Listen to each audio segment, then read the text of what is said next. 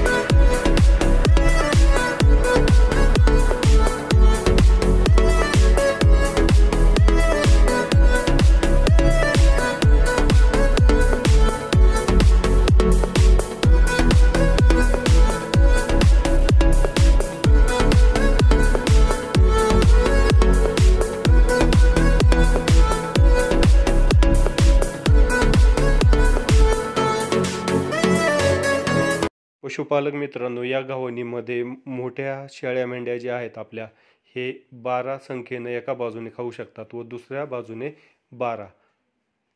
हे गव्हाण आपण लहान कोकरांसाठी व बोकडांसाठीही चाऱ्याच वापरू शकतो। फक्त याच्यामध्ये आपण एक बदल करूयात, जो मधला बार जो आपण दिलेला आहे त्या बारची उंची जी आहे ही थोडी कमी करायची आहे की जेणेकरून बोकडे किंवा कोकरे बाहेर निघणार नाहीत। तर आता आपण बघूयात की ही गव्हाण बनवण्यासाठी खर्च व मटेरियल किती लागले।